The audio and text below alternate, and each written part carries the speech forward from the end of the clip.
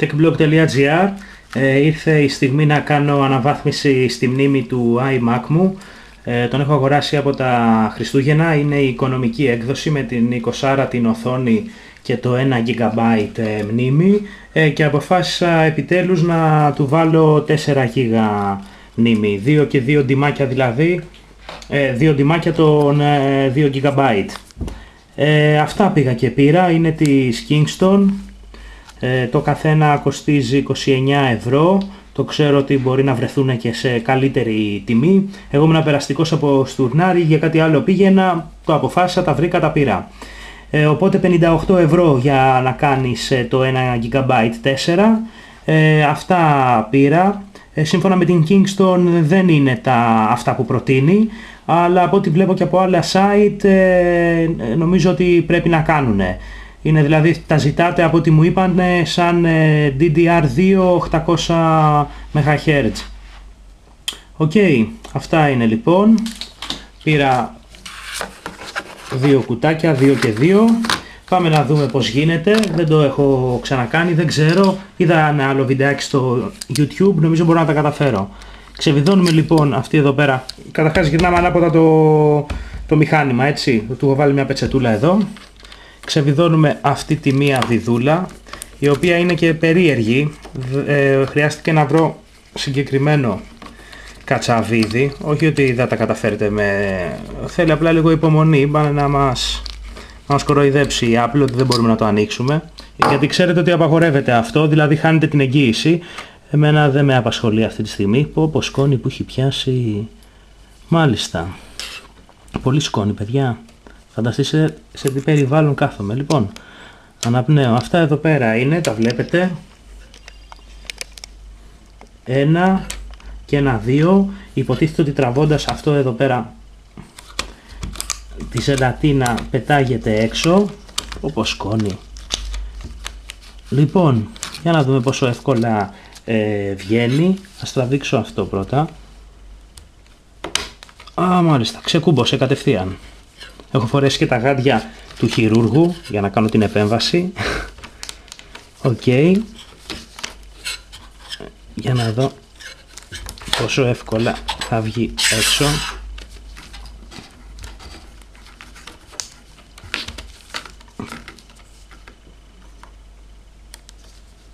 Έλα. Δεν θέλει άλλο. Μήπως χρειάζεται κάποιο μυτοτσίμπιδο ή κάτι τέτοιο. Για να δούμε αυτήν εδώ. Μάλιστα. Αυτή είναι άδεια. Άρα έχει μόνο ένα διπλό. Μόνο 1 γίγα. Ναι, εντάξει, νόμιζα ότι μπορεί να είχε 5 και 5, αλλά φαίνεται δεν κυκλοφορούν πια. Ωραία, ας το βγάλω αυτό. Οπότε άμα θέλει κάποιος. Να το λοιπόν, βγήκε. Αυτή είναι Samsung, βλέπω είναι εδώ η μνήμη. Οκ, πάμε να δούμε αν κάναμε καλή αγορά. Αυτή εδώ πέρα βέβαια λέει 666.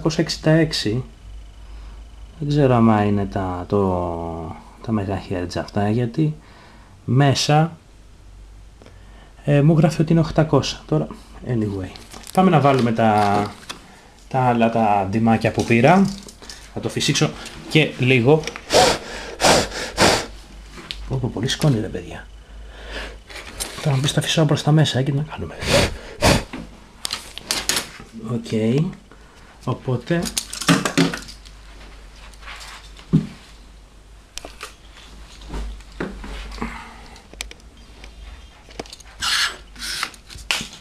πάμε να το ανοίξουμε.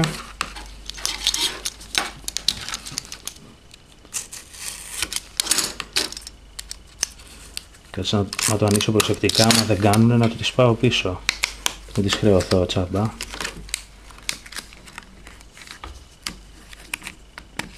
Οκ.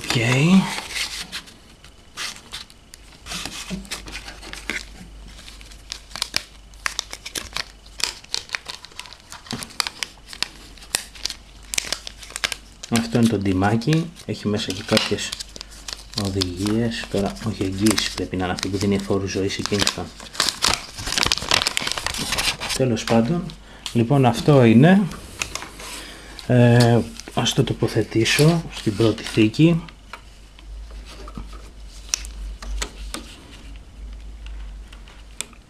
Ωραία. Νομίζω ότι κούμπωσε. Βάζω μέσα και αυτό. Όμορφα. Ας βάλω και το άλλο.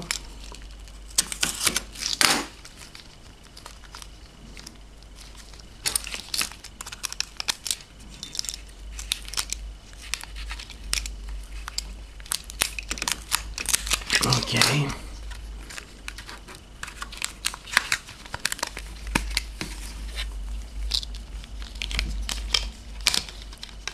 Ωραία, βγήκε και αυτό.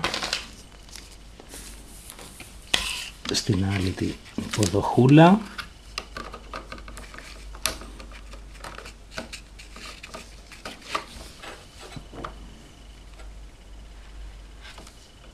Όπα. Πρέπει να κάνω φλακία εδώ. Μάλλον ανάποδα πήγα να το βάλω. Έτσι πρέπει να μπαίνει. Για να το μέσα, ναι. Πήγα να το βάλω λάθος. Και δεν μπαίνει φυσικά, ευτυχώς δεν σε αφήνει.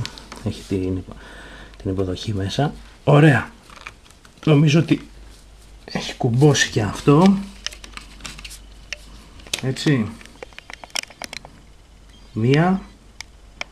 Και μία, δύο. Υπάρχει αυτή εδώ πέρα το πλαστικό. Το βάζουμε μέσα. Όμορφα. Ελπίζω να είμαι ok. Θα κάνω, ας το βιδώσω, κάτι μου λέει ότι θα έχουμε αίσιο αποτέλεσμα και δεν θα χρειαστεί να ξαναβιδώνουμε και να ξεβιδώνουμε.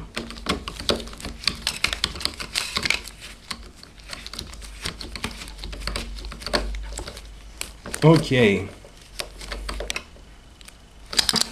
Έτοιμη. Πάμε να δούμε αν ξεκινάει ο υπολογιστής και αν διαβάζει τα 4 GB. Το upgrade διήρκησε μερικά λεπτά. Πάμε να δούμε αν τελικά κάναμε κάτι. Ξεκινάει ο Mac. Ακούγεται και ο θόρυβος, ο ήχος της έναρξης. Καλό αυτό.